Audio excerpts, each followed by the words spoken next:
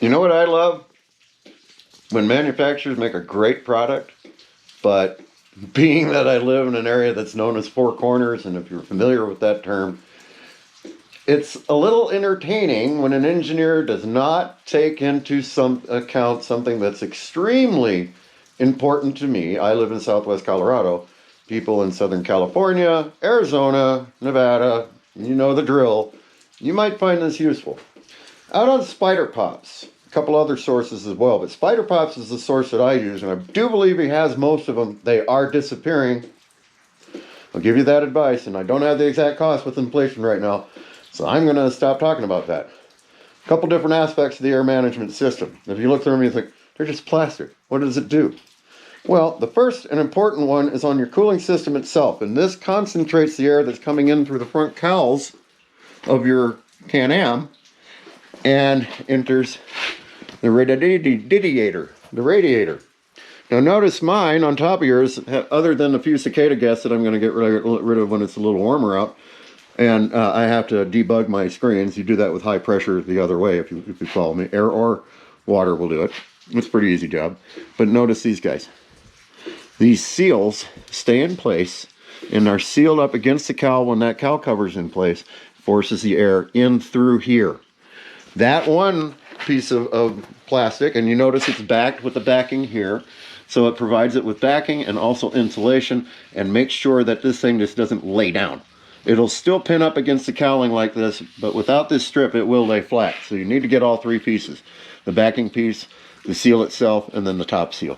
The top seal also goes the entire length of the radiator to make sure that no air is escaping from that gap, and it all goes through the radiator. Out in the desert, it drops your operating temperatures by 1 to 2 bars if you're doing this correctly. I'm also going to just throw this in there. If you're in the desert, this is the oil you need to use. Full synthetic 10W50. Even the AMSOIL dirt motorcycle oil is graded enough to work in this. Just a hint for you people out there. That also drops your temperature by about another degree mark if you live in the desert. Now, the second heat management kit and problem that you hear a lot of starts with, and actually both of these relate to the same item. One of the things that you'll notice when riding a Spyder RSS or the early model RTs, I'm not so sure about the F3. I've had some rides on them, but I haven't had them on a tour where you notice these annoyances.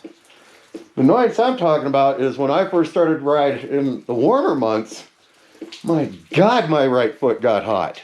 I mean, and forgive my language, but it was insane. I'm talking, I could wear my normal 10 on the left hoof, but the right, he was down to about an 8. He lost so much fat from all that heat coming. It comes out of the radiator, flows through here, and on a normal, it comes out of the radiator, flows through here, and all that radiator heat, even with the fan running, I love that at stop signs, kicks off, and all that warm wind goes where? Ooh. Yeah, and if you got to kind of engineer your feet around to get around things like I do on my boards, you don't get a choice. So I put in the boards. That helped. I still wanted the heat management system. So the second item on heat management that I got relates to the other large cowl that sits on the side of the trike. And you know, this is the lower cowl. Sits in right here. I'll fit it in later. It's a little tricky to get in, but anyway, that's where he sits. But the second heat management kit is the air redirection kit. This one's a little bit pricier than the most. It has a little bit more plastic, fits in with the body a little bit, and what it does is, while Can-Am puts a nice little scoop there that sort of takes the exhaust wind out of the cowl, doesn't do a very good job of it. And once you have this back in place, you'll notice there's a couple inches on this side that are open. This heat management kit, again, ABS plastic, I get it. It's put in with a couple pop rivets, so you're going to have to learn about pop riveting if you do this job or want to do this job, because it'll stay. Some people have tried to do it with just the glues themselves or the tapes themselves. That does not work. Do the pop rivets. You'll firmly secure it in place. They're easy to manage. Now that ducting takes all that air that used to come out across your foot. Whoosh, whoosh. And now it comes out the side hole. So that cools your right foot to about its normal temperature. You still get a little warm. So, especially in the desert. This is honestly, as far as heat management, it helps direct the heat away from you. It helps it direct the heat out to the side of the trike, and when you're out in that hot sun in midday, sometimes you get caught out there in the desert. It's a God-saver on your feet. The only second warning I'll have about that particular one is when you do that and you are out riding in the hot weather, keep your foot off your highway bar if you got it. It'll roast it like a hot dog. The last piece of heat management is the exhaust. Now the other part, especially, you'll notice, like especially if you're on, this is my sport peg, by the way. That's where the normal peg for the RSS sits. That's how Rivco does that. We'll get into that later. But when you're on the normal band, and it really doesn't affect you if you're on the stock pegs, but if you do decide to go to a board kit, and that's with the Rivco or the ISCI, any of the other board kits that are out there, and you lower yourself down those extra inches to get that extra leg room and take away that sport cycle tuck, you expose yourself here. Now look at all that black plastic that's hanging in place now. That is the exhaust heat management kit. Now all your exhaust snakes around the left side of the bike, cycles back into the header here, goes down and stretches right next to your right foot, where if you have the boards, ooh, does it get warm, buddy. That little, I think it's under 70.